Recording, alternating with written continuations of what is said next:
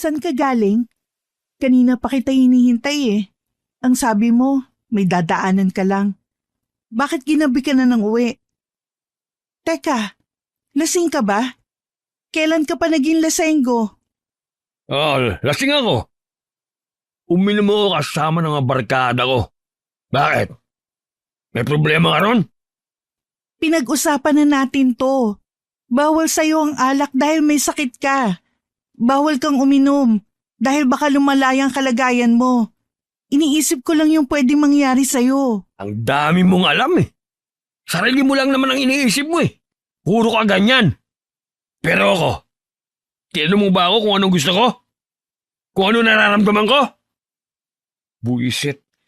Tungkol na naman ba to sa pagkakaroon ng anak? Danilo, anong magagawa ko? Ilang beses na nating sinubukan. Ilang beses na tayong nagdasal na sana biyayaan tayo ng kahit isa man lang anak. Pero wala eh. Ayaw niyang ibigay. Tanggapin na lang natin na baka ito nang... Siguro ikaw, matatanggap mo. Pero ako, hindi. Pinili kitang pakasalan. Minahal kita at nangarap ako na magkaroon ng isang pamilya. Pero bakit ganun? Bakit parang hindi mo kayang ibigay? Hindi ko rin alam. Magsiping man tayo ng ilang libong beses, araw-araw mang may mangyari sa atin. Kung wala talaga, wala na tayong magagawa. Sorry. Sorry kung pagmamahal na lang ang kaya kong ibigay sa'yo. Ang kaya kong isukli sa lahat ng sakripisyo mo. Sorry kung hindi kita mabigyan ng anak. Yun na nga eh. Hindi mo kayang ibigay ang mga gusto ko. Ano pag sabi ng pagsasama natin? Kung hindi rin naman tayo matatawag na pamilya. Huwag ka naman magsalita ng ganyan. Malay mo, hindi pa to ang panahon natin para sa pamilya. Malay mo, darating din yung pagkakataon na tayo naman na magkaroon ng mga anak at masayang pamilya. Kailan pa? Kapag matanda na tayo? Bulag ka ba, Karina? Nasa edad 40 na tayo. Baka sa mga susunod na taon, pag menopause ka na. Kapag dumating yung araw na yon, sa tingin mo magkakaanak ka pa? Kung mangyari man yun di mag-ampon na lang tayo. Maraming bata dyan na nangangailangan ng pag-aruga at pamilya. Baka pwedeng tayo maging daan para matupad ang pangarap nila. Sigurado naman akong mamahalin natin ng sino mang aampunin natin. Hindi ako mag-aalaga ng batang hindi nanggaling sa dugo at laman ko. Hindi ako hahanap ng batang ipapalit dahil sa pagkukulang mo. Siguro sadyang malas lang ako eh. O baka naman nagkamali akong ikaw ang pinili kong pakasalan. Sayang, maraming babae nag-aablo sa akin nun. Kung sila na lang sanang... Tumigil ka na! Napakasakit mo nang magsalita. Sabi mo, hindi ko naiintindihan ang nararamdaman mo. Bakit ako? Naiintindihan mo ba ang pinagdadaanan ko? Danilo, pareho tayo ng pinapangarap. Gusto ko rin magkaanak. Gusto ko rin na magkaroon tayo ng masayang pamilya. Kaya sana, huwag mong isisi sa akin ang lahat kung bakit tayo nagkaganito. Minsan ba, tinanong mo ang sarili mo, baka ikaw ang may problema? Baka hindi ako? Baka hindi sa akin? Ngayon ako? Ha? Ako naman ang sinisisi mo? Nakasalanan ko ang lahat? Matapos ang lahat ng mga ginawa ko para sa'yo? Ganito yung babalik mo? Mali na naman ang pagkakaintindi mo sa mga sinabi ko eh. Inilalagay ko lang ang sitwasyon ko sa'yo pero anong ginagawa mo? Minamasama mo ang lahat ng sasabihin ko. Kapag ikaw nagsalita, okay lang. Kapag ako, masama agad. Danilo, pakiusap kahit minsan intindihin mo yung mga... Hindi na kailangan. Dahil simula ngayon, pinuputol ka ng pagsasama natin. Kung hindi mo ako mabigyan ng anak, maghahanap na lang ako ng iba na makapagbibigay sa akin nun. Isang babae na mamahalin ako. Isang babae na hindi ako susumbatan. Isang babae na malayo sa'yo at hindi katulad mo. Nagsisisi akong ikaw ang pinili kong makasama habang buhay. Saan ka pupunta? Danilo, wag mo naman gawin sa akin to. Nagmamakaawa ako. Danilo, mahal na mahal kita. Pakiusap, wag mo naman akong ipagpalit sa iba. Subukan ulit natin na magsiping. Malay mo baka sa mga sumunod na araw magkaanak na tayo. Danilo, nakikiusap ako. Hindi na kailangan, Karina. Para maging maayos ang mga buhay natin, maghahanap na ako ng iba. At ganun din ang gawin mo. Bubuo ko ng isang pamilya sa ibang babae. Ganun din ang gawin mo sa ibang lalaki. Pinapalaya na kita. Danilo, pakiusap. Kahit kailan hindi ko kayang gawin yung mga sinasabi mo. Nangako tayo sa harap ng altar sa Diyos na ikaw lang ang lalaking mamahalin ko, na ikaw lang pipiliin ko araw-araw. Sana ganun din ang gawin mo para sa akin. Nakikiusap ako sa'yo. Itigil na natin to, Karina. Alis na ako. Paalam. Pakiusap, pag mo kong iwan. Danilo! Sa paghakbang ni Danilo, ay siya namang pagluhod ni Karina upang mahawakan ang binti ng asawa. Basang-basa ng luha ang kanyang mga pisngi. Habang paulit-ulit na nakikiusap na huwag siyang iwan ni Danilo. Ang kanyang boses ay nanginginig sa pagmamakaawa. Umaasang kahit papano ay muling magbabalik tanaw ang asawa. Ngunit sa kabila ng kanyang pagmamakaawa, ni hindi man lang siya nilingon ni Danilo. Hindi nagtagal na pagod si Karina. Binitiwan niya ang asawa. Wala na siyang nagawa kundi ang tingnan nito habang naglalakad palayo. Hanggang sa tuluyan na itong nawala sa kanyang paningin.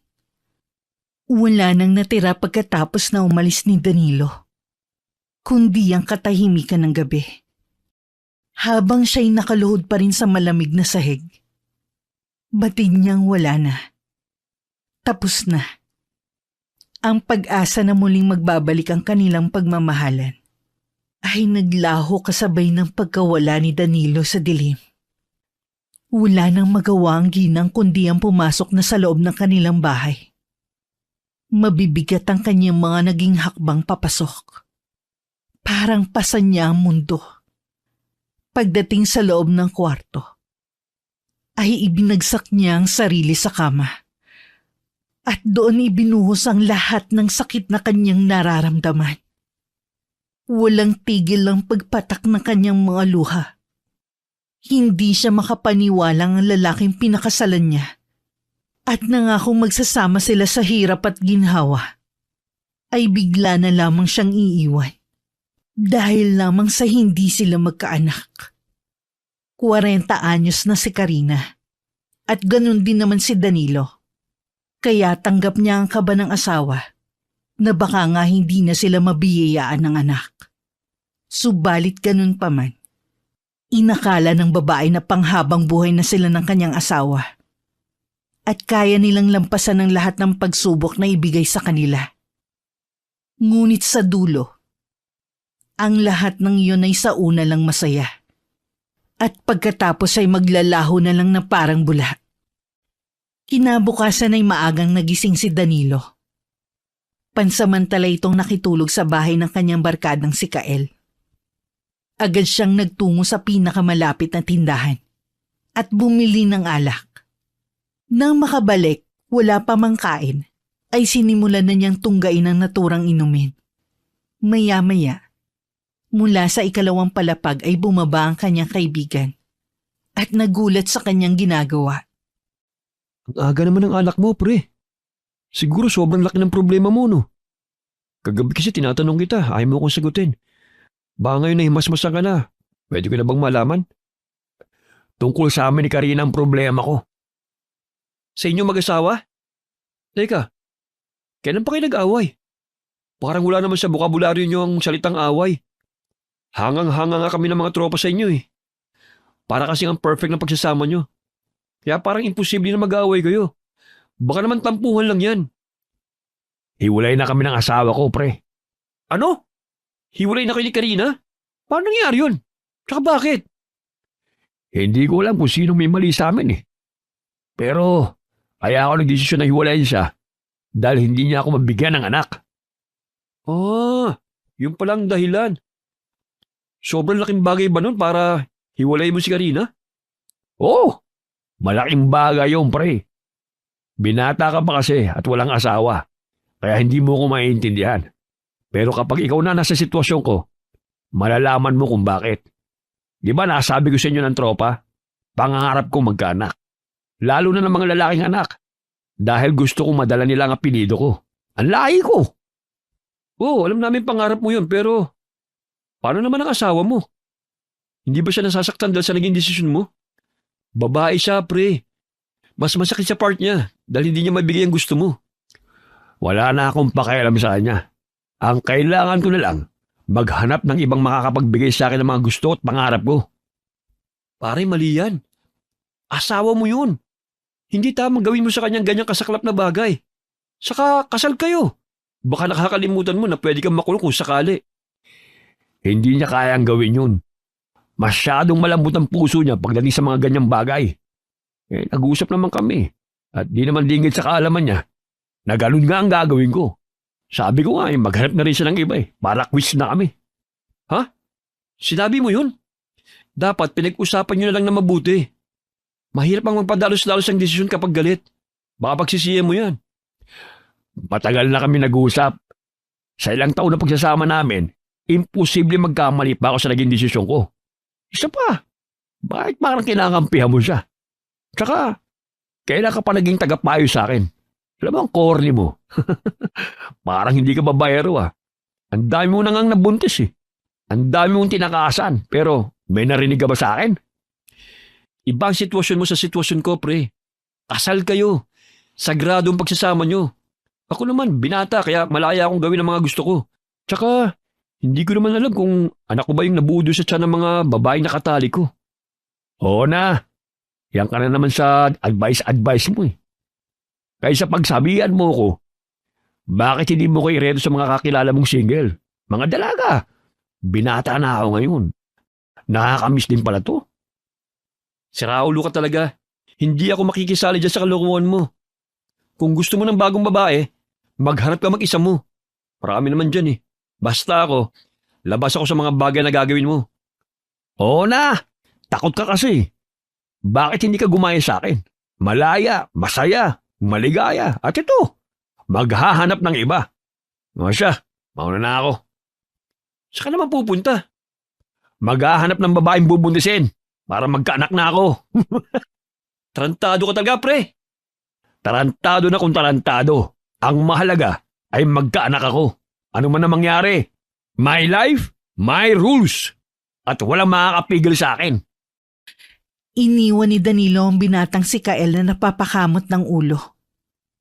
At tulad nga ng sinabi nito, dumiretso na siya sa lugar na alam niyang makakapagbigay sa kanya ng saya. Nung binata siya, mahilig siyang pumunta sa mga piyestahan. Dahil sa mga handaan, mga kainan, maraming mapapanood na pwedeng paglibangan. At maraming dalaga na umaaligid. Sakto naman piyesta sa kabilang barangay. Kaya agad na niya itong sinamantala. Para sa kanya ang buhay niya nakasama si Karina ay bahagi na lang ng kanyang nakaraan at siya'y muling babalik sa dati niyang buhay bago niya makilala at mapakasalan ng asawa. Pagdating niya sa baryo ay kaagad niyang narinig ang malalakas na tugtugan at maingay ng mga tao sa plaza. May mga makukulay na banderita sa daan. May mga musikong umiikot sa buong baryo. May mga palaro at iba pa. Ay, grabe. Namiss ko to ah. May ngiti sa labi na nabanggit ng lalaki. Maya-maya sa kanyang pag-iikot, ay narating niya ang isang lugar na may nakaharang na malalaking trapal. Mukhang doon gaganapin ang tinatawag na disco. O mas kilala sa kanila bilang bailihan. Bago pa makapasok, napahinto siya at napatingin sa hindi kalayuan.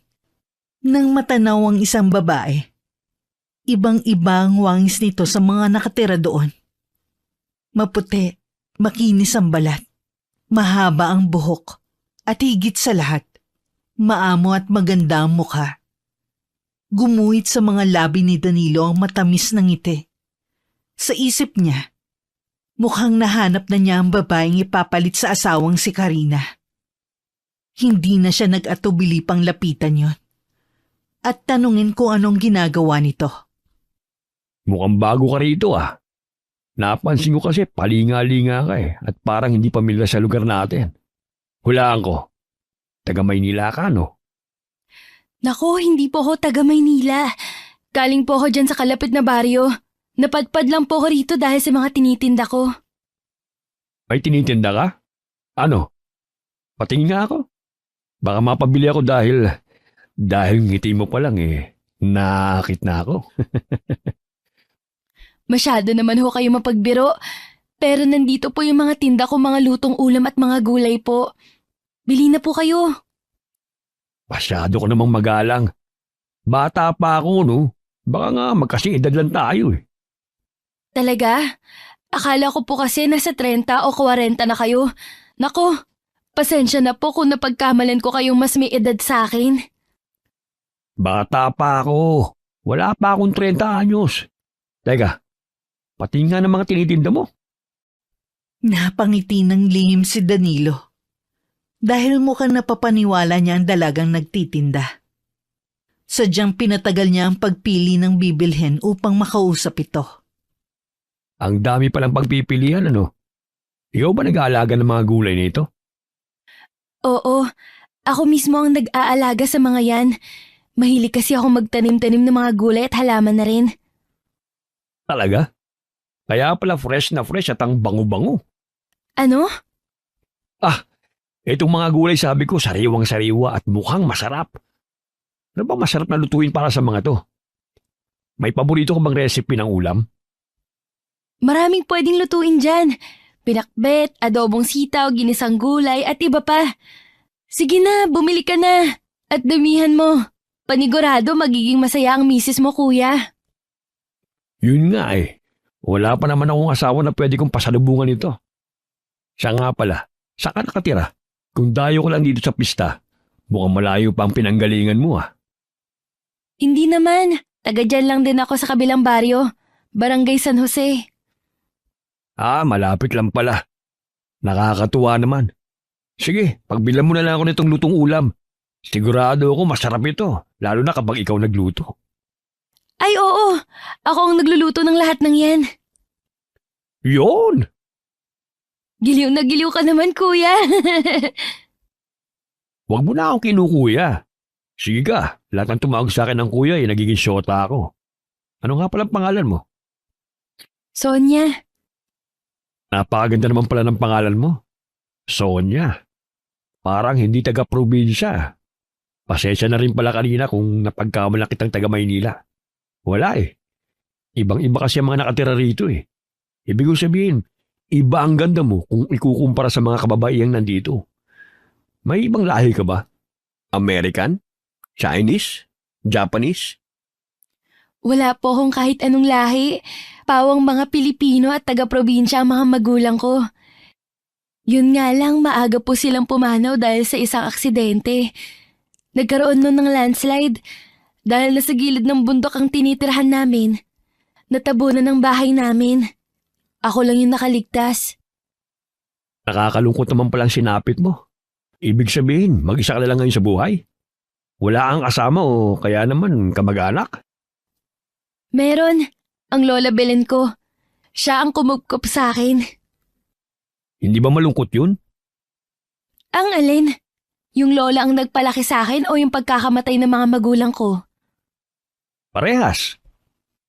Malungkot pero ganun ang buhay Kailangang lumaban. Tsaka hindi din naman ako nahirapan kasi si lola, pinalaki niya din ako ng puno ng pagmamahal. Pinihisan, pinag-aral, hanggang sa kaya niya. Kaso ngayon, wala na rin si lola Patay na din siya. Ibig sabihin, mag-isa ka na lang talaga? Oo, mag-isa na lang ako. Kolehiyo na sana ako kaso hindi ko na itinuloy at pinili na lang maghanap buhay. Gaya nitong pagtitinda para matustusan ko ang araw-araw kong pangangailangan. Nakakatuwa naman ang kwento ng buhay mo. Alam mo, hangang-hanga ako sa'yo. Sana lahat ng babae, ganyan mag-isip kagaya mo. Yung iba kasi, mareklamo. Minsan naman, pasaway. O suwail sa mga magulang nila. Naging mapait po kasi ang kapalaran sa akin kaya siguro ako naging ganito. Wala po akong magagawa kundi ang magsipag.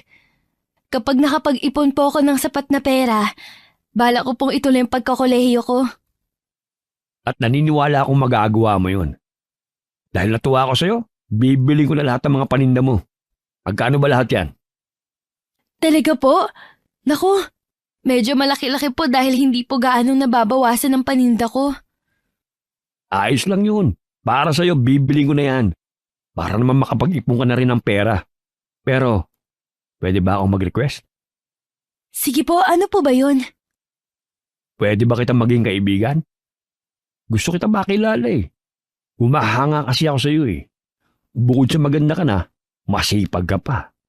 At higit sa lahat, mabait. Matagal na rin akong walang naging kaibigang babae. Okay lang ba sa'yo? Wala pong problema. Magtitinda po ulit ako bukas at babalik dito. Sige, aasahan ko yan ha. O siya, babalot na lang ako lahat yan. Pauwi na rin kasi ako sa amin eh. Dadali ko yung ibang pagkain kina nanay tatay. Siguradong matutuwa sila sa pasalubong ko sa kanila. Napakabait niyo naman pong anak. Alam niyo po, maswerte ang babaeng mapapangasawa niyo. Bukod po sa masaya kayong kausap, napaka-responsable niyo rin po. Naku, wala pa sa isip kong pag-aasawa. Hindi ko ba kasi natatagpuan yung babaeng para sa akin eh. Matagal ko na siyang hinahanap. Sabi nila, nasa paligid lang daw. Minsan nga, nasa harap na rin natin. Nasa harap po natin? Ilang segundo nagkatitigan sina Danilo at Sonia. Pawang sinasabi ng pareho nilang mga mata na nagugustuhan nila ang isa't isa. Yun nga lang, hindi nasasabi ng mga bibig nila ang nararamdaman ng mga sandaling yon. Lalo na si Danilo. Sinisikap niyang hindi madaliin ang mga bagay-bagay. Gusto niyang iparamdam kay Sonia na mabait siyang lalaki, na responsable siya, na hindi lamang pagkababae niya ang habol nito. Kahit yun ang totoo, hindi dapat yun mahalata ng dalaga. Mas lalong hindi dapat nito malaman na nagsisinungaling siya, na talagang may asawa siya at hindi na binata pa. Mauna na ako ha. Umuwi ka na rin. Huwag ka magpapagabi. Delikado. Lalo na ngayon maraming lasing at fiesta. Mahirap na. Baka mapagtripan ka pa. Sige, maraming salamat talaga Danilo. Magkita na lang tayo ulit bukas. Nagkunwari si Danilo na aalis na upang ipakita sa dalaga na uuwi na siya. Nang mawala na siya sa paningin ng dalaga, agad siyang nagtungo sa masukal na bahagi ng gubat. Dito itinapon niya ang mga gulay na binili mula sa paninda ni Sonia. Pagkatapos ay bumalik siya sa plaza. Nang sumapit ang gabi, ay nakisali siya sa sayawan doon. Enjoy na enjoy ang lalaki. Nang gabi ring yun, hindi nakaligtas si Danilo sa tukso. Nakilala niya ang isang babae at nagawa na niyang pagtaksilan si Karina. Nagbigay sa kanya yun ng pansamantalang kasiyahan at nakapagpuno sa kanyang pagnanasa. Pagsapit ng umaga, nagising si Danilo na nakahiga sa malamig na sahig sa bahay ng kaibigan niyang si Kael. Nagulat siya sa kanyang kalagayan, ngunit napabuntong hininga na lang. At napangiti nang maisip na nakauwi pa rin siya kahit lasing na lasing siya kagabi. Napabangon siya mula sa sahig na mapansin niyang papalapit si Kael na may hawak na tasa ng kape. Uy, salamat naman at gising ka na. Akala ko di ka na makakabangon dyan eh. O ito kape, pampawala ng hangover. Salamat. Ano ba nangyari sa'yo? Kaya mo pa ba? Kaya pa siyempre. Matindi yung inuman doon sa bailihan kagabi. Pero mas grabe yung nangyari pagkatapos nun. Ano naman kalokohan yan, pre? May naikama akong ibang babae kagabi. Ay nako, tigilan mo na yan, pre. Walang magandang may dudulo sa yung kalokohan yan. Mabuti pa, umuwi ka na sa asawa mo at humingi ka ng tawad. Ano ka, nanay ko? Ha? Pero hindi yun ang mas kikaliligaya ko, pre. Alam mo, may nakilala ko kahapon na isa pang babae. Ang ganda nun, pre. Parang may lahi. Tapos ang puti-puti. Ikinama mo rin? Sira ulo. Nakipagkwentuhan lang ako sa kanya nung medyo maaga-aga pa. Pambira yung babaeng yun. Mukhang interesado ka. Oo. Saka, mukhang pasado siya bilang magiging ina ng mga magiging anak ko. Grabe ka naman talaga sa asawa mo. Ang bilis mo namang makahanap ng mga ipapalit mo sa kanya. Pambira ka. Akala mo binata ka? Huwag kang makialam pare. Maging masaya ka na lang katulad ko. At magiging masaya ako kapag naging sa akin si Sonia. Gaano ka sigurado ka na papatulong ka ng babaeng yun? Mami, natutuwa lang siya sa'yo. At wala talagang nararamdaman na kahit na ano. Hindi pre. Alam ko may pagtingin sa akin yung babaeng yun. Baka hindi mo alam na inopen niya yung sarili niya at ang buhay niya sa akin. Unang kilala pa lang namin. Sabi niya, ulila siya sa magulang at lola. Tapos naghahanap buhay siya para matustusan ang pangangailangan niya sa buhay. Yung mga ganun tipo pre, ang madaling makuha. Kasi naghahanap ng atensyon ng pagmamahal at assurance sa pera. Nako, maniwala ka sa akin. Mapapasakin yung babae na yun. Mamaya, gawa-gawa lang niya yung mga kwentong yun para maawa ka sa kanya. Para bumili ka ng mga paninda niya. Ayos lang yun. Ang importante, magkikita ulit kami mamaya. Gagawin ko ng lahat para ma-attract siya sa akin. Pautangin mo nga ako. Pangpakyaw ng mga paninda niya mamaya. Tumigil ka nga. Wala akong perang pwedeng ipahiram sa'yo. Ang damot mo talaga. Wala ka na ba talagang pakialam kay Karina? Alam mo bang kanina lang, galing ako sa bahay niyo at nakita ko siya naglilinis ng bakuran niyo. Magang-magamang mata niya. Feeling ko hindi pa yung tumitigil sa pag-iyak ng dahil sa'yo. Kahit lumuha pa siya ng dugo, wala akong pakialam. Hala, grabe ka. Isipin mo kasi, wala na rin namang silbi miski magkasama kaming dalawa eh. Hindi naman kami makakabuo ng anak eh. Anong silbi ng pagsasama namin? Wala kaming mabuong pamilya. Samantalang si Sonia, malakas ang kutob ko na sa kanya ko may sasakatuparan ng pangarap ko. Ganyan na ganyan din naman ang sinabi mo nun kay Karina eh. Pero ano nangyari?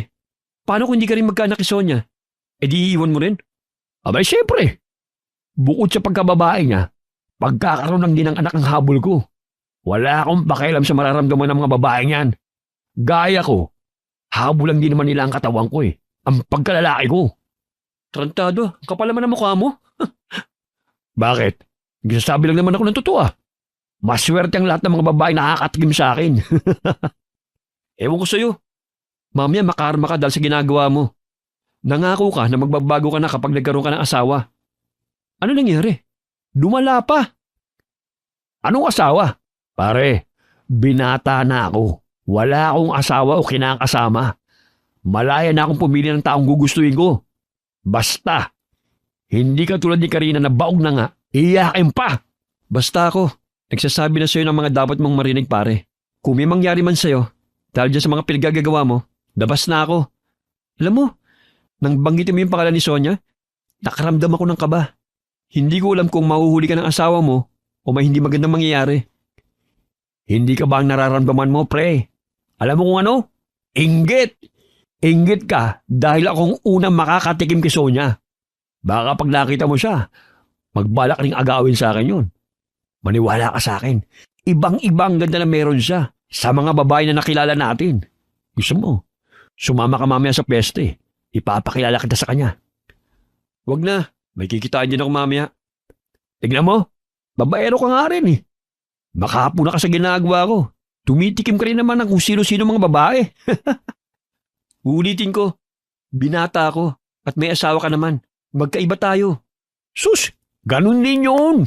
Pareho lang tayo makakaarma sa huli. Isa pa, pareho lang tayo mapupunta sa ilalim at masusulog sa impyerno. Natapos ang kwentuhan ng dalawa na puno ng tawa at konting asaran. Pero mas nangibabaw ang saya. Sa mga sandaling yun, para nang ang binata ulit si Danilo. Walang pakialam sa mundo. At hindi na muling inisip ang asawang si Karina. Pagdating ng hapon, nagpasya na siyang magbihis at bumalik sa kabilang baryo, sa lugar kung saan niya nakilala si Sonia. Pagdating niya roon, agad niyang napansin si Sonia na nakatayo sa gilid ng maliit na entablado. Bit-bit ang kanyang mga paninda naman na balot at penoy. Napapaligiran siya ng ilang mga lalaki na tila aliw na aliw sa pakikipagkwentuhan habang kumakain ng mga tinda niya. bago ito lapitan ni Danilo. Napaisip siya mula sa mga sinabi ng kaibigan kanina. Kung totoo nga bang ipinakita ni Sonia sa kanya nitong nakaraang gabi. Naputol lamang ang kanyang malalim na pag-iisip mula sa pagtawag ng dalaga. Uy, Danilo! Nandyan ka na pala. May dala ulit akong paninda. Anong tinda mo ngayong gabi? O kayo? Ano pang hinihintay nyo? Tapos na kayong kumain, di ba? Umalis na kayo! Ako naman na makikipag-usap kay Sonia. Salamat sa pagbili nyo, ha? Babalik ako bukas para magtinda ulit. O Danilo, ba't ang lungkot nyo ngayon? Wala to. Akala ko kasi binabastos ka ng mga lalaking yun eh. Akala ko kasi pinagtitripan ka ng mga yun eh. Kaya pinalis ko na rin. Naku, hindi. Gaya mo, bumili lang din sila ng mga tinda kong balot at penoy. Habang kumakain, nagtanong-tanong lang din sila at nakipagkwentuhan. Nga pala, kukuha ka ba? Balot o penoy? Ano gusto mo? Ikaw? Ho? Bigyan mo ako ng isang balot at saka isang penoy. Ikaw nagluto niyan? Mukhang masarap ah. Amoy pa lang eh. Natatakam na ako. Opo, ako ang nagluto ng mga to. Maaga akong pumunta sa bayan para mamili ng mga itlog. Pagka-uwi, niluto ko agad at nilagay sa daladala kong basket. Ikaw lang mag-isang gumawa ng lahat ng yun? Grabe, napakasipag mo talaga. Bakit pala hindi ka na lang magkaroon ng nobyo, ng asawa? Para kahit papano, may katuwang ka sa buhay, lalo na sa pagtitinda. Gustuhin ko man pero wala pa kasi akong nakikitang lalaki na sa tingin ko nararapat para sa akin. Ang hirap na po kasing magtiwala lalo na sa panahon ngayon. Karamihan po sa mga lalaki, matamis lang manalita. Kumbaga, magaling lang sa una. Pero kapag tumagal na ang pagsasama, naku, mangiiwan din sila. Mula sa mga binitiwang salita ni Sonia, halos 1 minutong hindi nakapagsalita si Danilo. Para siyang tinamaan ng husto mula sa mga binigkas nito. Lahat kasi ng mga sinabi nito ay parang patungkol sa kanya. Hindi man intensyon ng dalaga, pero parang nasaktan siya ng wala sa oras. Danilo, okay lang ba kayo? Yung mga sinabi ko po, sa ilang lalaki lang naman yun. Siguro naman po hindi naman kayo kagaya ng mga nasabi ko. Ako? Hindi ako ganun. Gaya mo, naghihintay lamang din ako ng babaeng nararapat para sa akin. Kung may mga tarantadong lalaki, hindi malabong meron sa ibang babae. Yung iba kasing nililigawan ko nung, o kaya naman yung lumalapit sa akin. Karamihan katawan ko lang ang habol eh. Alam mo yun? Hindi ko nararamdaman na gusto talaga nila ako. Kaya kung ako rin ang tatanungin, ang iba sa kanila sa una lang din magaling. Parehong-pareho po pala tayo ng pananaw pagdating sa relasyon. Alam niyo po, sana mahanap niyo na ang babaeng para sa inyo. Siyempre, ganun din po sa akin. Ano kung kaharap ko na yung babaeng hinahanap ko? Sonia, paano kung ikaw yung babae na yun? Yung pipiliin ko makasama sa buhay. Ako? Teka, hindi ko alam kung anong mga dapat kong sabihin. Pasensya na. Nabigla ako sa mga sinabi mo. Okay lang kung nabibigla ka. Hindi naman kita pipilitin na magustuhan din ako eh. Pero kung ano man yung mga sinabi ko, totoo yun. At walang halong biro. Nararamdaman ko naman po yun at isa pa, alam kong responsable kayong tao. Pero matanong ko lang, bakit ako'y nakikita mong babae na matagal mo nang hinihintay? Alam ko masyadong mabilis sa mga pangyayari at mukha akong nagmamadali pero maniwala ka. Hindi to pambobola o kung ano pa man. Nang makita kita kahapon at marinig ang kwento mo, nakaramdam ako ng kakaibang tibok dito sa puso ko. Hindi ko alam kung ano yun pero isa lang ang sigurado ko. Gusto kitang ligawan at kung papalarin, gusto kitang pakasalan. Pero hindi pa po natin kilala ng lubos ang isa't isa. Ni hindi ko nga po alam kung saan kayo nakatira o sino-sino ang mga kamag-anak mo. Ganon din sa akin. Hindi mo pa ako lubos na kakilala, kaya naman. Sabi nila, kung mahal mo ang isang tao, kusa ka makikilala ng puso nito. Kaya kung ano man ang nakaraan mo, o maging sino ka man, Sonia, pipiliin ka pa rin ng puso ko. Kung pagbibigyan mo ko, papatunayan ko sa iyong pagmamahal na sinasabi ko. Talaga? Teka, bakit naiiyak ako? Ngayon ko lang kasi naramdaman na may lalaking tapat at totoo sa mga sinasabi niya. Wala naman sigurong masama kung susubukan natin, no? Oo naman, ika nga nila eh. Kung kayo talagang para sa isa't isa, mangyayari yun anuman ang mga pagsubok na dumating. Base sa mga sinasabi mo, ibig bang sabihin nito na pinagbibigyan mo akong manligaw sa'yo? Oo, pagbibigyan kita, Danilo.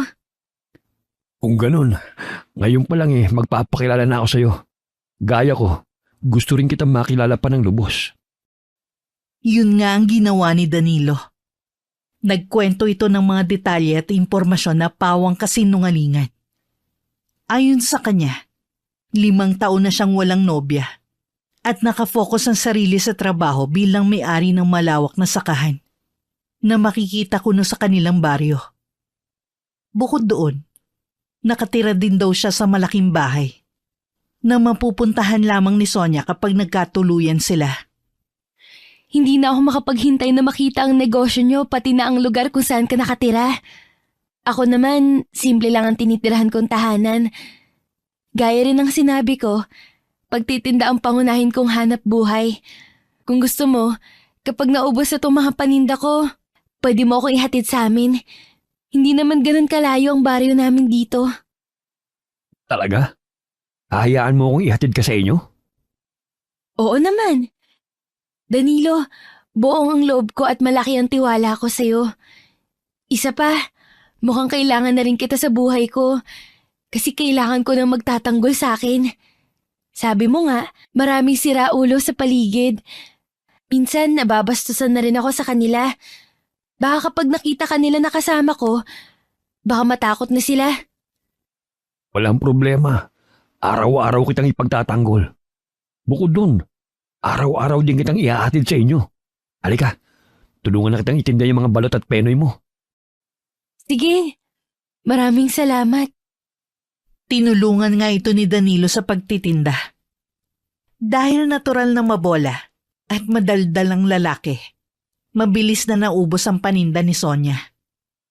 Pagkatapos nagpasya na siyang ihatid ng dalaga at hindi na muna makikisaya sa naturang piyesta. Lumalalim na rin ang gabi ng mga sandaling yun at ilaw de baterya lamang ang gamit nila habang binabaybay ang madilim at masukal na kagubatan patungo sa baryo ng dalaga. Gabi-gabi kang naglalakad sa ganito kadelikadong lugar? Buti walang masamang nangyayari sa'yo. Kung ako tatanungin, nakakatakot na maglakbay rito lalo na sa gabi. Kaya ng ginagawa natin ngayon. Naku, Danilo, kung hindi mo na itatanong, matagal nang nawala sa akin ng takot. Nung nabubuhay pa kasi ang Lola Belen, tinuruan niya ako ng mga bagay na magagamit ko para ipagtanggol ang sarili ko. Mga bagay? Gaya ng ano? Hindi ko pa masasabi sa'yo ngayon pero kapag naging tayo, o kaya naman pinili mo akong maging asawa, sasabihin ko ang lahat sa'yo. Pati na ang mga bagay na dapat mong malaman. Napaka-misteryosa mo pala, Sonia. Hindi tuloy ako makapaghintay na marinig ang matamis mong oo. Kahit gaano pa katagal yun, maghihintay ako para patunayan sa'yo na totoong nararamdaman ko. Sana nga. Sana ikaw na yung lalaking makakasama ko habang buhay. Mula sa mga sinabi ng dalaga, napangiti ng lihim si Danilo. Mukhang magtatagumpay siya sa plano. Mukhang napaniwala niya itong binata pa siya. Mabait at responsable. Nakipagkwentuhan siya rito at nagbigay ng mabulaklak at matatamis na mga salita. Ilang oras na lakaran, sa wakas ay narating na nila ang tahanan ng dalaga. Saktong pagpasok nila sa pinto, ay siya namang pagbuhos ng malakas na ulan. Walang magawa si Sonia kundi doon muna patuluyin. Walang magawa si Sonia, kundi dun muna patuluyin at patulugin si Danilo. Habang nagbibihis siya, si Danilo naman ay naglibot-libot sa simpleng tahanan ng dalaga. Kapansin-pansin ng kalumaan ng bahay. Amoy luma rin sa loob, at karamihan sa mga bagay ay tila mga antigo na. Kumbaga panahon pa ito ng mga kalololohan ng dalaga. May sala, kusina, at banyo ang naturang bahay. May ilang silid din, at ang isa sa mga yun ay nakakandado. Tila ba may mahalagang bagay ang naroon na hindi pwedeng makita ng kahit sino. Dahil sa kuryosidad, lumapit si Danilo sa harap ng silid na yun. Nang babalakin niya ng buksan, napahinto at nagulat siya mula sa pagtawag ni Sonia. Dating si Lydia ng pumano akong lola na si Lola Belen. Simula nang mawala siya, dyan ko na nilagay at itinambak ang mga gamit niya. Ayaw niya kasing sunugin ko, ipamigay, o kaya naman ilibing sa lupa. Baka raw kasi magamit ko pa balang araw. Sabi ko nga, baka hindi na rin dahil wala akong balak na sumunod sa mga yapak niya. Bakit? Ano bang gawain ng Lola Belen mo nang nabubuhay pa siya? Marami siyang gawain. Marami siyang kaalaman pero ang kilalang kilala ng lahat ng taga-baryo namin, isa siyang mahusay na manggagamot. Manggagamot? Ibig sabihin, marunong ka rin? Kasi di ba nabanggit mo, itinuro niya ang mga nalalaman niya sa'yo? Oo, lahat ng nalalaman niya. Bukod doon, ipinamana niya rin ang mga bagay na sa totoo lang, ayokong tanggapin pero pinipilit niya pa rin. Habang nagsasalaysay si Sonia, hindi maiwasan ni Danilo na mapalunok ng laway. Napagmasdan kasi nito ang hubog ng pangangatawan ng dalaga. Nakabistida ito ng mga sandaling yun. At bahagyang basa pa ang mahaba at medyo paalong buhok. Tila bingi siya at pantasya lamang ang pumapasok sa isip niya habang kaharap ang dalaga. Danilo? Danilo, uy! Ayos ka lang? Sorry, ano nga ulit yung mga sinabi mo? Pasensya ka na. Hindi ko kasi maiwasan na pagmasdan yung kagandahan mo eh. Yan ka na naman. Binobola mo na naman ako. Ano bang sinabi ko sa'yo kanina? Lahat ng mga sasabihin ko, totoo at walang halong biro. Sonia, pasensya na kung tatanungin ko to ha. Total, hindi rin naman ako makakauwi at dito matutulog. Pwede ba magtabi tayo? Teka, ang bilis mo naman yata para tanungin ang bagay na yan. Maraming silid sa bahay na to. At kung pagtulog ang pag-uusapan, hindi pa tayo pwedeng magtabi. Tatabihan lang naman kita eh. Ayaw mo ba ng kayakap? Malamig ang gabi lalo na't umuulan pa sa labas. Mas maganda dahil magiging mahimbing ang tulog natin kung... Parang nagbago yung tono ng pananalita mo, Danilo. Akala ko ba nirerespeto mo ang mga babaeng gaya ko? Bakit parang pakiramdam ko hindi ka magandang gagawin? Sana wag mong sirain ng tiwala ko sa'yo. Oo, gusto rin kita pero sana irespeto mo ang kagustuhan ko. Lalong-lalo na ang pagkababae ko. Napaatras ang dalaga dahil sa dahan-dahang paglapit ni Danilo. Gumuhit sa mga labi ng lalaki ang sarkastikong ngiti, kasabay ang mga titig na animoy nagbabalak ng hindi maganda. Nang mapasandal ang dalaga sa dingding ng bahay, kinuha ng lalaki ang pagkakataong yon para ikulong ito sa mga bisig at katawan niya. Anong ginagawa mo, Danilo? Huwag mong susubukan! Lumayo ka sa akin! Uulitin ko! Lumayo ka sa akin! Hindi ba't gusto naman natin ng isa't isa? Gusto mo ako at gusto rin kita. Alam ko mabilis para hilingin ang bagay na ito pero pwede ba kitang makatalik ngayong gabi? Kapag oo ang naging sagot mo, papaligayahin kita. Pero kapag hindi, magiging agresibo ako sa kama. Mamili ka. Walang hiya ka! Sinasabi ko na nga ba kalibugan lang ang meron ka at hindi pagmamahal? Binabalaan kita, Danilo. Kapag ginalaw mo ako, may mas masamang mangyayari sa'yo. Grabe, yan ang gusto ko sa iyo eh. Lumalaban, nagpapahabol. Bakit? Hindi ka ba natatakam sa akin? Minsan ba, hindi mo naiisip na may mangyayari sa atin? Yung totoo, gusto mo rin ako makatabi sa kama, hindi ba? Huwag ka nang pakiipot. Nababaliw ka na! Lumayo ka sa akin, manyak! Kapag... Hindi na nga naituloy ni Sonia ang mga sasabihin. Nang takpan ni Danilo ng mahigpit ang kanyang bibig. Dahil mas lalong lumakas ang buhos ng ulan ng mga sandaling yun. Walang makakarinig sa anumang gagawin ng lalaki sa kanya. Sinimulan nitong halikan ng dalaga. Mula leeg hanggang sa dibdib nito. Pagkatapos isa-isa nitong inalis ang saplot ng dalaga. Dahil mas malakas si Danilo, walang magawa si Sonia kundi mag-iiyak at magmakaawa na huwag siyang gagalawin. Pakiusap, irespeto mo ang pagkababae ko. Akala ko ba mahal mo ko? Kung mahal mo ko, hayaan mo ko humindi sa ganitong bagay. Oo, mahal kita. Hindi ba mahal mo rin ako? Kaya hayaan mo rin akong gawin ang gusto ko sa katawan mo. Teka, nasan ba yung kwarto mo? Danilo, huwag! Hindi, huwag mong gawin sa akin to! Nagpupumiglas man ngunit walang magawa ang dalaga.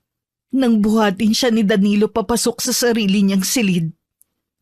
Doon sa pilitan siyang sinipingan ng lalaki. Dahil ayaw ng dalaga, ginahasaan niya na lamang ito. Makuha lang ang gusto niya. Matapos ang halos 10 minuto, bumangon si Danilo at saka nagsuot ng mga damit. Ang dalaga naman, naiwan sa higaan nito habang nakakumot at yakap-yakap ang sarili. Umiiyak din yun habang masama ang titig sa lalaki dahil sa ginawa sa kanya. Wala akong ibang gagawin sa'yo. Hindi rin ako papatay ng tao para lang mapatahimik ka. Isa lang naman ang gusto ko eh. Ang magkaanak sa'yo. Babalik ako sa mga susunod na linggo o buwan. At kapag nabuntis ka, pananagutan ko mabubuong bata sa tiyan mo. Nagkakaintindihan ba tayo? Napakawalang hiya mo! Hindi mo alam kung anong ginawa mo! Magbabayad ka! Sisiguraduhin kong pagdudusahan mo ang kababuyan na ginawa mo sa akin! Humanda ka! Hinding-hindi kita mapapatawad! Sa tingin mo matatakot ako sa'yo? Pare-pareho lang kayong mga babae. Mahihina, marurupok, at higit sa lahat, mga uto-uto. Alam mo, matapang ka lang sa salita eh. Pero wala kang pinagkaiba sa asawa kong si Karina. Gaya niya, mahina ka rin mag-isip. Kapag nakita mo siya, baka magkasundo kayo. May asawa ka na? Ibig sabihin, kasinungaling lahat ng mga sinabi mo sa akin. Ano pa ba sa tingin mo? Grabe, napakahina nyo talaga mag-isip. Kaya kayo naluloko ng mga lalaki. O siya, mauna na ako. Basta yung billing ko ha. Kapag nabuntis ka, pananagutan ko. Kapag hindi, kahit kailan, hindi mo na ako makikita. At magbibilin din ako sa'yo, Danilo. Lahat ng mga kalokohan na ginawa mo sa asawa mo, lalong-lalo na sa akin, lahat yon may kapalit. Lahat ng katarantaduhan ginawa mo, may malaking karma na darating sa'yo. Nagkamali ka ng babaeng biniktima. Nagkamali ka ng... Wala akong pakialam sa'yo, okay? Ang dami mong sinasabi, utu-utu ka naman. Mauna na ako. Tamang-tama lang ang paghinto ng ulan. Salamat sa masayang gabi na to, Sonia. Sobrang napaligaya mo ko. Hindi na nga pinakinggan pa ni Danilo ang mga sasabihin ni Sonia. Nilisan niya ang tahanang yun at dumiretso sa bahay ng kanyang kaibigang si Kael. Pagsapit ng umaga, kapansin-pansin sa ekspresyon ng mukha niya ang saya. Dahil doon, Hindi maiwasan ni Kael ang magtaka dahil sa mga kinikilos nito. Iba ang saya mo ngayon Hulaan ko. Nakaskor ka kagabi, no? Hindi lang nakaskor, pre. Para pa akong nanalo sa loto. Teka, may kinalaman ba ito kay Sonia? Huwag mo sabihin, tama ang iniisip mo. Nakaisa nga ako sa babaeng yun. Hindi mo lang alam, pero sobrang sarap niya ng mga sandaling yun, pre. Bala ko nga bumalik mamayang gabi. Hindi naman sa pilitan yun, no? Ibig sabihin, wala pala siyang pinagkaiba sa mga babae nakakatalik mo. Mabilis din pala siyang bumigay. Matigas siya nung una, pero nadaan ko naman sa santong paspasan. Hindi naman mahalaga kung gusto niya o hindi ang ginawa ko. Ang habol ko lang, magkaanak sa kanya. Kapag nangyari yun, kukunin ko rin yung bata at saka ako, aray! Aray! Oh, ano nangyayari sa'yo? Ba't nakahawak ka sa ari mo? Huwag mong sabihing may sakit o tuloy sa kanya na nakatalik mo. Hindi! Aray! Pares! Sobrang sakit! Parang pinuputol yung ari ko, aray! Hala, bakit parang may tumutulong dugo sa hita mo, pre? Ano ba nangyayari sa'yo? Mula sa malakas na pagsisigaw, dahan-dahan ring napaluhod si Danilo dahil sa iniindang sakit mula sa kanyang maselang parte ng katawan. Gaya ng kanyang sinabi, tila pinuputol ito gamit ang matalim na bagay sa hindi maipaliwanag na paraan. Mas nadagdagan ang pagsigaw niya nang maramdamang tila may matutulis na bagay ang tumutusok sa buo niyang katawan. Parang mga punyal o kaya naman ay mga karayom na sadyang nagbibigay ng hapdi, kirot at sakit. Dahil doon, napahiga na siya sa sahig habang namamuluktot. Halos kapusin na rin siya ng paghinga, kasabay ang pagtuno ng kanyang mga luha. Pare, tulungan mo ako.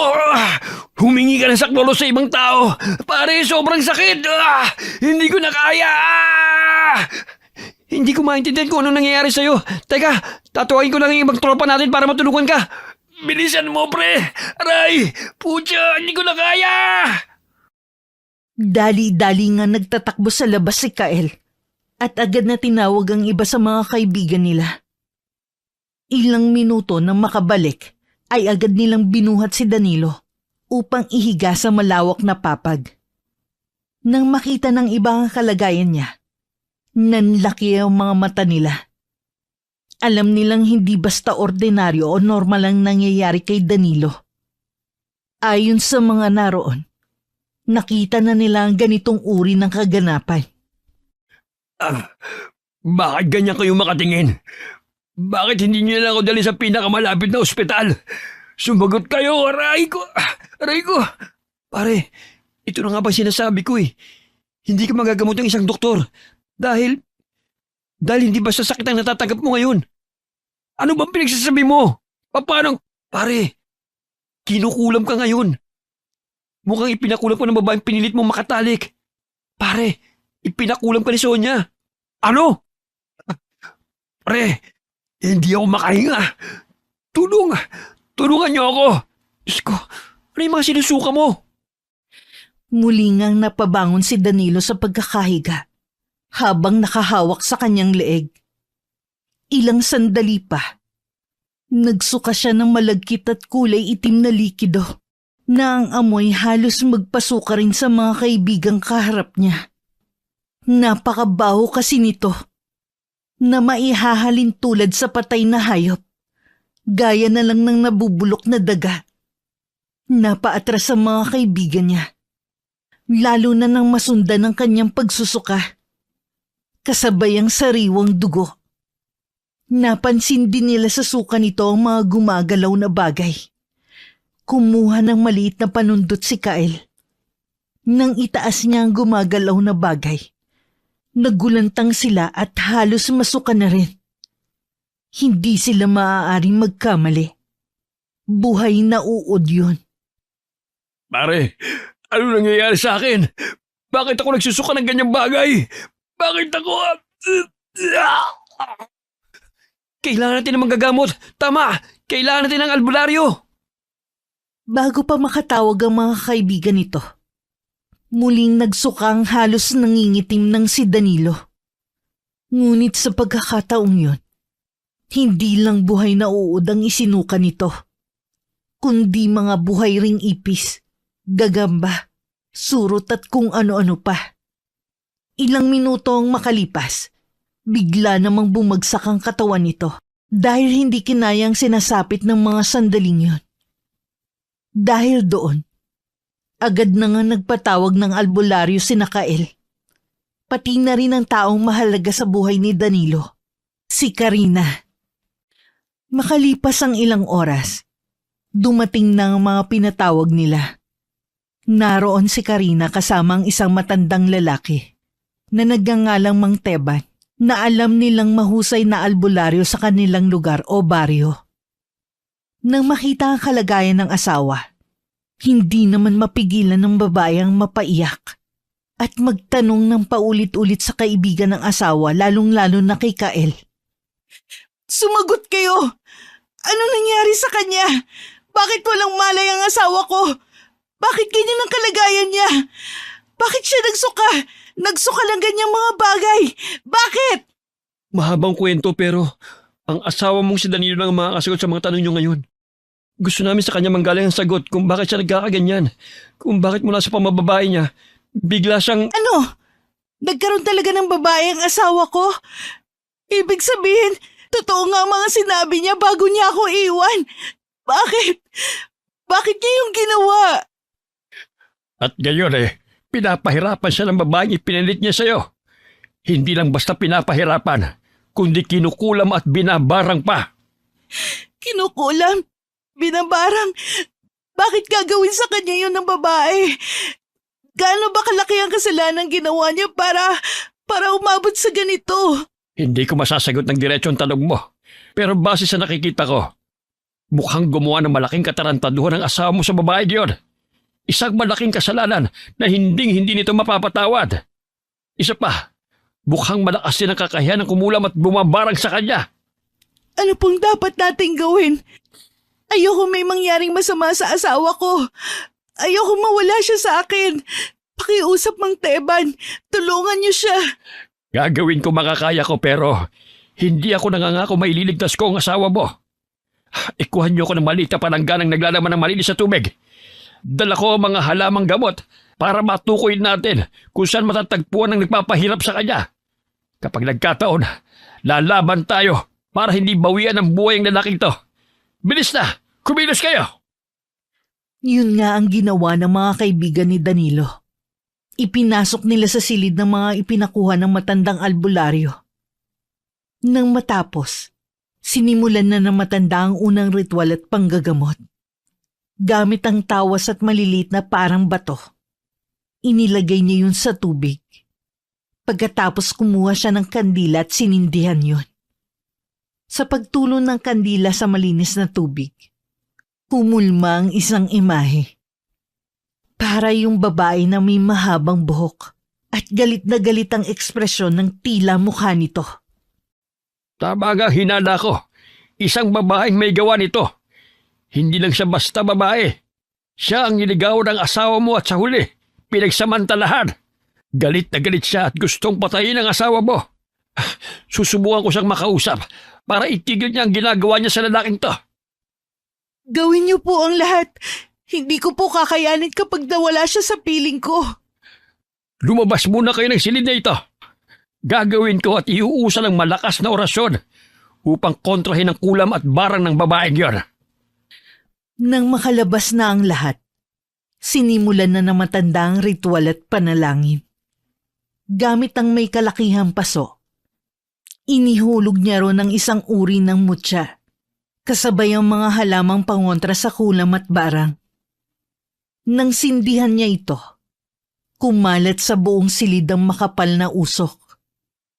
Nang mangyari yun, sinimulan niya ang pag-usal ng malalakas na mga orasyon na natutunan pa niya mula sa mga ninuno. Mula naman sa labas, mapapansin ng hindi mapakaling si Karina. Nahinto lamang yun sa paglalakad nang tapikin ito ni Kael sa balikat. Bakit? Anong bakit? Hiniwalayan ka na ng asawa mo. Iniiwan ka niya. Dahil hindi mo siya mabigyan ng anak. Ang masakit nun, naghanap siya ng ibang babae kung saan niya sana tutuparin ang pangarap niya. Ang tanong ko, bakit? Bakit nung malaman mo ang nangyari sa kanya, hindi ka nagdalawang isip na magpunta rito? Bakit mahal mo pa rin siya? Dahil yun ang ipinangako namin sa isa't isa. Nang ikasal kami sa loob ng simbahan. Na sa hirap at ginhawa, magsasama kami. Ano man ang mangyari, pipiliin pa rin namin ang isa't isa. Kahit na gano'n ang ginawa niya sa'yo? Hindi ako makapaniwala. Kung sa ibang babae nangyari yan, baka nagsabi lang sila na karma ang sinapit niya. Yan ang bagay na hindi ko magagawa sa asawa kong si Danilo. Oo, sobrang sakit ang ginawa niya sa akin. Ilang araw akong umiiyak. Ilang gabi akong napapaisip kung ano ba talaga ang pagkukulang ko. Kung tungkol lang ba yun sa hindi pagkakaroon ng anak o may iba pang bagay. Pero isa lang ang pinanghahawakan ko. Ano man ang mangyari, pipiliin ko pa rin siya. Paulit-ulit man niya akong iwan. Siya pa rin ang nag-iisa kong asawa. Hanga ako sa pagiging matatag mo, Karina. Ilang beses ko na rin pinagsabihan niya kaibigan kong si Danilo. Hindi siya naniniwala sa akin. Hindi siya nakikinig. Kaya dumating yung pagkakataon na napaparusahan siya dahil sa mga ginagawa niya. Kung ikaw nga, hindi mo siya iniwan at hinusgahan eh. Ako pa kaya nakaibigan lang? Gagawin natin ang lahat, may pagtanggol lang siya sa babaeng kumukulam at nambabarang sa kanya ngayon. Pero hindi rin natin masisisi kung sino man ang babaeng yun. Naloko at nasaktan siya ng asawa ko. Kahit ako ang nasa kalagayan niya, baka masigit pa rin ang gawin ko. Sana mabigyan ako ng pagkakataon na makausap siya. Magaling si Manteban. Alam kong magagawa niyang lahat para... Karina! Kael! Pumasok na kayo rito! Gising na si Danilo! Nang makapasok sa silid, hindi maiwasan ni Karina ang muling mapaluha dahil sa kalagayan ng asawang si Danilo. Kung kanina'y nangingitim lamang ito, ngayon ay halos hindi na mailalarawan ng maayos ang itsura nito. Naglabasan kasi sa buong katawan, mga paa, braso at mukha nito ang malalaking sugat.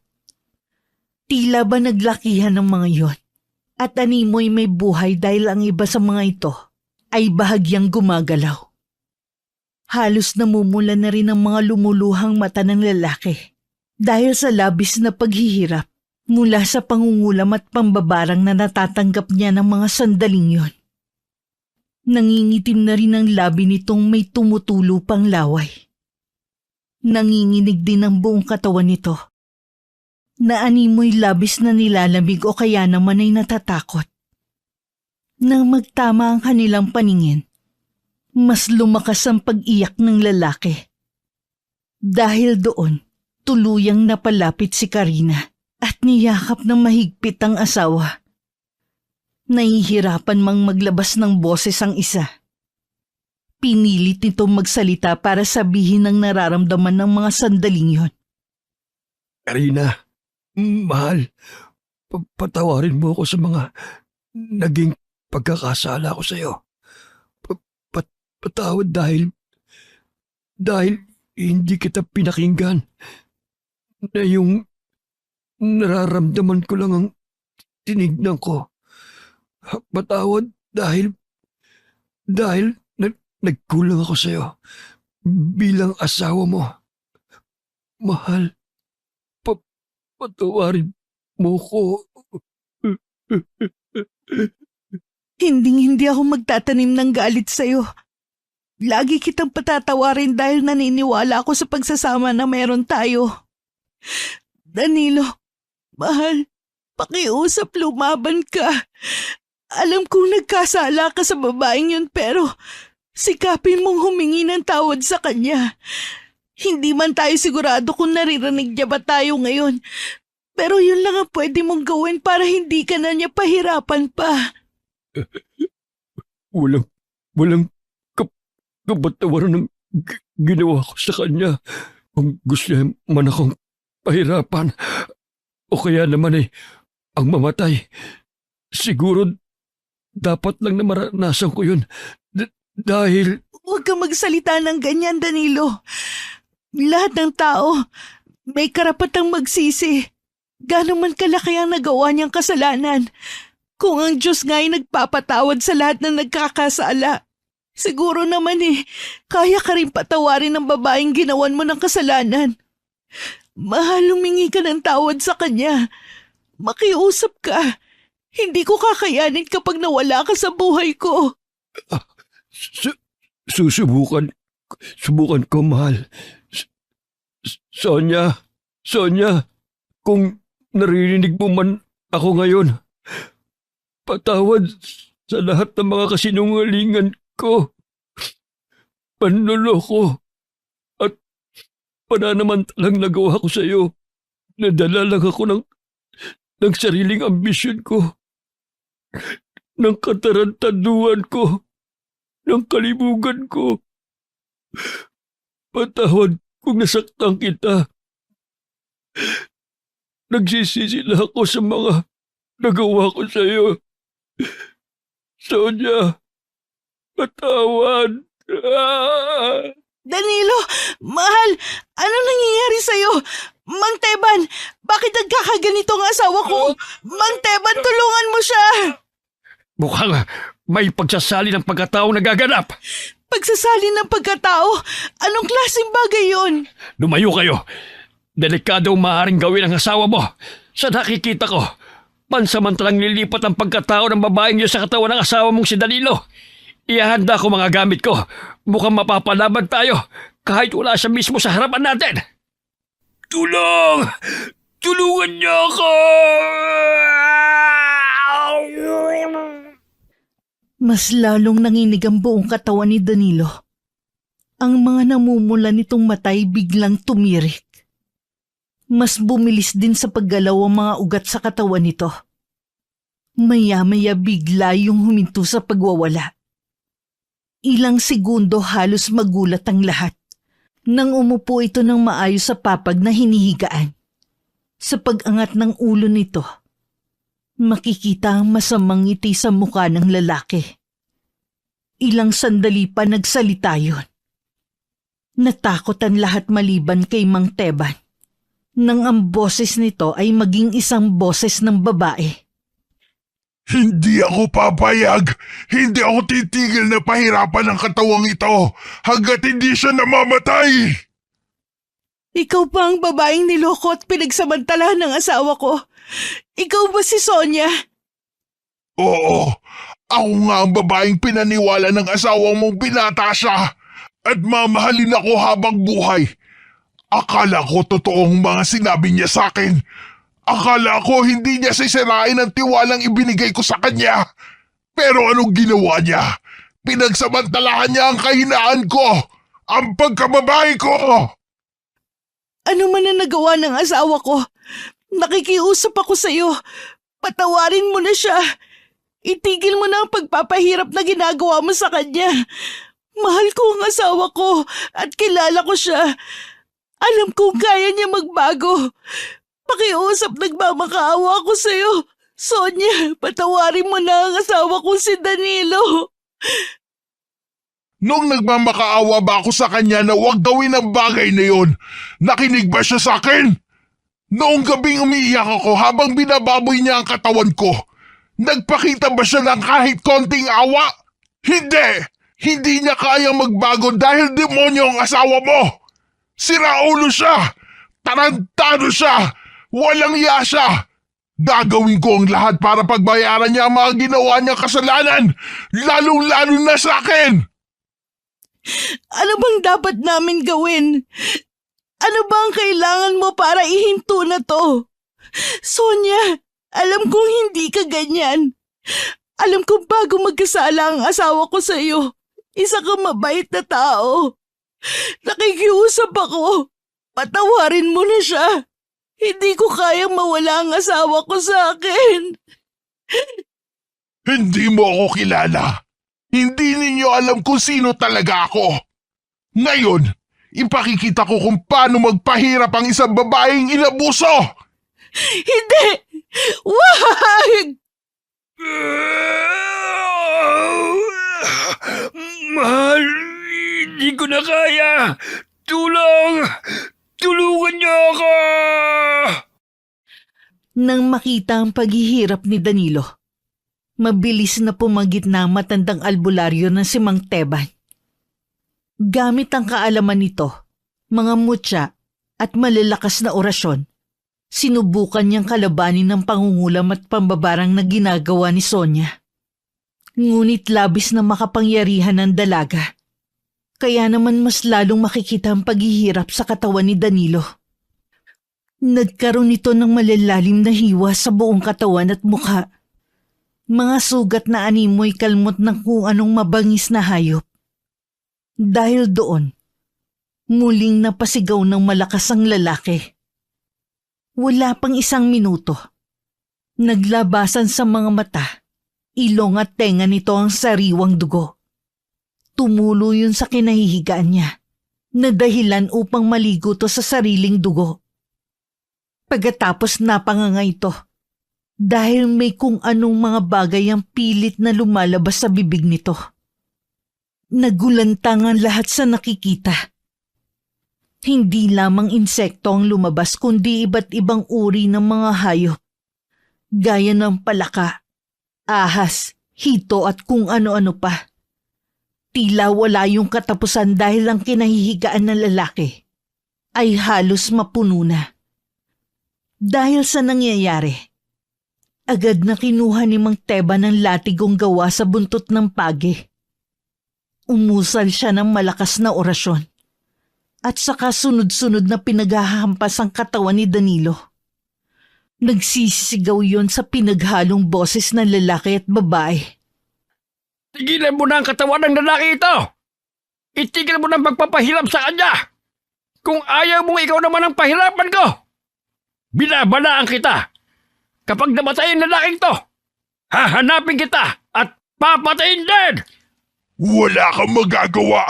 Papatayin ko ang lalaki ito! Danilo, mahal! Lumaban ka! Pakiusap, lumaban ka! Nagpatuloy ang matandang albularyo sa ginagawa. Ngunit imbis na tumigil si Sonia sa pagpaparusa kay Danilo, tila mas pinalala pa nito ang paghihirap ng lalaki. Mas naglakihan ang mga gumagalaw na ugat nito sa katawan. Mas lumakas sa pag-agos ang sariwang dugo. Mas dumami ang mga insekto at hayop na naglalabasan sa bibig nito. Ang pinakamasakit, mas dumami ang hindi nakikitang pagsaksak na matulis na bagay sa buong katawan at mukha ng lalaki. Walang magawa si Karina, kundi ang pagmasdan na lamang ang asawa, na unti-unting tila nalalagutan ng hininga dahil sa kulam at barang na natatanggap nito. Ah! Danilo! Danilo, wag! Wag mo ko iiwan! Sonia, nagmamakaawa ako sa'yo! Itigil mo ng pagpapahirap sa asawa ko! Pakiusap! Hindi! Hindi ko siya titigilan! Papatayin ko ang asawa mo! Papatayin ko siya! Hindi rin ako papayag na mapatay mo siya! Hinubad ni Mang Teban ng suot-suot na kwintas, kung saan makikita ang samot-saring mga mutya. Pagkatapos agad niya yung inihagi sa katawan ng nagwawala at naghihirap na si Danilo. Dahil doon, bigla itong huminto at tila natigil ng panandali ang paghihirap. Muli siyang umusal ng malakas na orasyon. At ilang segundo lang, maririnig ang malakas na sigaw mula sa boses ni Sonia. Dali-dali namang lumapit si Karina sa walang malay na asawa. Sinuri niya ang kalagayan nito, maging ang pulso. Napangiti siya habang lumuluha dahil buhay pa ang asawa niya. Niyakap niya ito ng mahigpit at saka nagpasalamat sa matandang albularyo na si Mang Teban. Hindi pa tapos ang laban natin sa babaeng yon.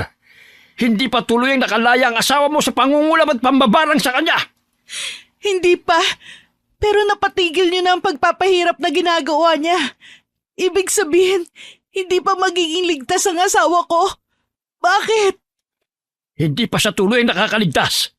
Panandalian lamang na hinto ang barang at kulam dahil nakalapag sa katawan ng asawa mo ang malakas na uri ng mga mutya kasama ang mga inusal kong orasyon. May isa pang bagay na dapat akong gawin para tuluyan nating matalong babaeng yon. Ano pa ang mga bagay na dapat gawin para mahinto na ang paghihirap ng asawa ko? Sabihin niyo, Mang Teban. Kailangan kong puntahan ang babaeng gumagawa nito sa kanya. Ang babaeng minsan nang niloko ng asawa mo. Kaya gumanti ito sa mamamagitan ng kaalaman ng kulam at barang. Kailangan kong puntahan ang kinaroroonan ni Sonia. Pagkatapos ano pong sunod na mangyayari?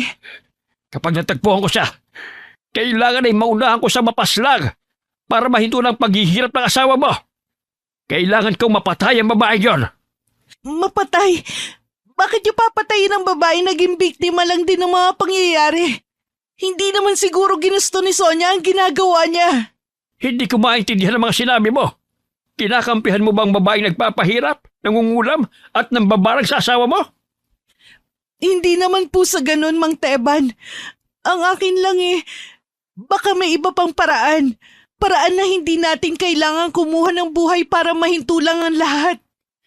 Kapag hindi ko kinuha o tinapos ang buhay ng babaeng yon, baka buhay ng asawa mong mawala. Karina, wala na tayong pagpipilian. Nasa iyong desisyon. Buhay ni Sonia o buhay ng asawa mo? Ako ang pupunta sa kanya. Ako ang pupunta kung nasan man si Sonia ngayon. Ako magmamakaawa at makikiusap sa kanya para patawarin na ang asawa ko. At ihinto na ang lahat ng to. Nahihibang ka na ba? Hindi mo ba alam kung anong kayang gawin ng babaeng yon? Nakita mo naman, halos mamatay na ang asawa mo dahil sa kakayahan at kaalaman na meron siya. Tapos gusto mong ikaw ang magpunta ron? Minsan po hindi dahas ang kailangan natin para mahinto ang isang gulo. Mang Teban, paano kung ang pagpapatawad at pakiusap lang talaga ang susi para mahinto ito? Paano kung naghahanap lang din si Sonia ng makakausap, ng makakaintindi sa kanya? Baka kailangan ko lang maipaliwanag sa kanya ang lahat. Hindi ko alam ang mga sinasabi mo. At kahit kailan, hindi ako sasang-ayon sa gusto mong mangyari. Pero sige, kung sa tingin mo yan ang paraan, pagbibigyan kita at hahayaan makausap ang babaeng gusto pumatay sa asawa mo. Pero ano man ang mangyari sa'yo, desisyon mo yon at wala na akong kinalaman doon. Maraming salamat po. Danilo, mahal, aalis muna ako. Pupuntahan ko babaeng ginawan mo ng kasalanan. Gagawin ko ang lahat para mapatawad ka niya. Gagawin ko ang lahat para itigil na niya ang kulam at barang na ibinibigay niya sa'yo. Mang Teban, saan ko po matatagpuan ang lugar na tinitirhan ni Sonia? Sa paglipas ng mga oras, ginabayan ni Mang Teban si Karina patungo sa liblib na baryo, kung saan naninirahan si Sonia. Nang makarating sa gitna ng gubat, sinabihan ni Karina na siya na lamang ang pupunta sa pinakabahay ng dalaga upang wala nang madamay pa kung sakaling magalit ito. Ilang oras na lakaran. Magdadapit hapon na matuntun ni Karina ang isang simpleng bahay na sinasabing tahanan ni Sonia. Ayon na rin sa mga napagtanungan niya. Kakatok pa lamang ito ngunit nagulat siya dahil may malakas na hangin na nagbukas sa pinto. Mula sa loob, natanaw niya si Sonia na nakaupo sa isang silya habang bitbit ng kaliwang kamay ang maliit na figura na hugis tao. Nasa kanang kamay naman ito ang isang matulis na bagay na parang karayom.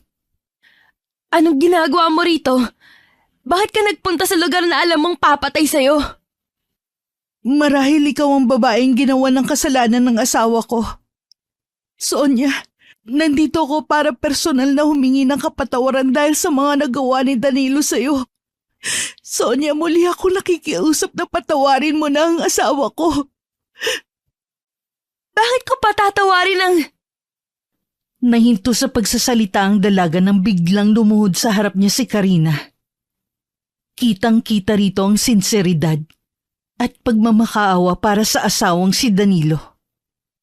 Gaya ng sabi kanina, muli itong humihingi ng kapatawaran. Alam kong dapat siya magbayad dahil sa mga ginawa niya sa'yo.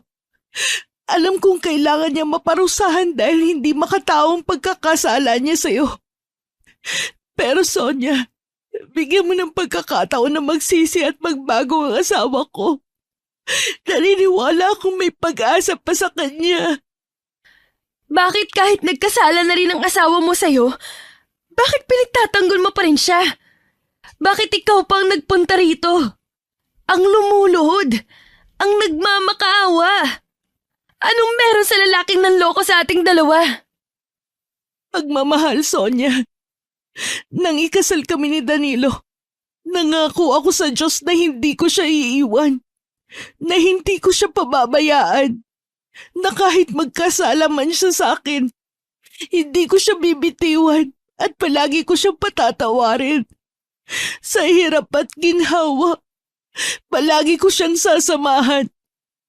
Sonia, mahal na mahal ko ang asawa ko si Danilo. Pakiusap, bigyan mo pa siya ng isang pagkakataon. Nang bitawan ni Karina ang mga salitang yun, tila nakaramdam ng kirot sa dibdib ang dalaga. Ang galit sa mukha nito ay napalitan ng lungkot. Kasabay nun ay ang paghanga niya sa babaeng kaharap. Hindi siya makapaniwalang ipinaglalaban pa rin nito ang asawa. Kahit marami ng pagkakasalang nagawa. Sige, ititigil ko na ang pagpapahirap sa kanya. Susubukan kong sundin ang mga sinabi mo. Bibigyan ko siya ng pagkakataon na mabuhay. Gagawin ko yun dahil baka dumating yung panahon na matupad na ang pangarap niya. Karina, ipagpatuloy mo ang paglaban sa pagmamahala na meron kayo. Makakaalis ka na. Maraming salamat, Sonia. Pangako, gagabayan ko ng mas mabuti ang asawa ko sa mga landas na tatahakin niya sa buhay. Nilisan nga ni Karina ang tahanang yun na puno ng kaligayahan sa puso. Nang makabalik siya sa kinalalagyan ng asawa, nakita niyang mabuti na ang kalagayan nito. Kahit si Mang Teban ay hindi makapaniwala sa mga nangyari.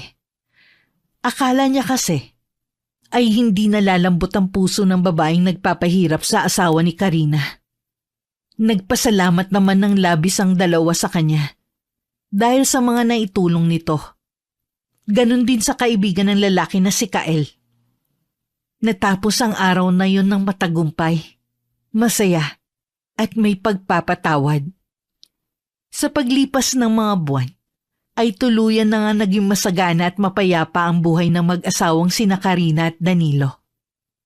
Isang araw, nagising na lamang sila nang makarinig ng iyak na nagmumula sa labas ng kanilang pinto. Nang buksan, bumungad sa kanila ang isang sanggol na may pagkakahawig kay Danilo. Sa tabi nito ay may isang liham, kung saan nakasulat ang iba pang impormasyon tungkol sa sanggol. Doon ay nalaman nila na ito ang naging bunga ng minsan galawin ni Danilo si Sonia. Nangako sila na aalagaan ang bata na puno ng pagmamahal, na hindi na mauulit ang nangyari kay Danilo, na minsan nang nabansagang tarantadong asawa. Wakas.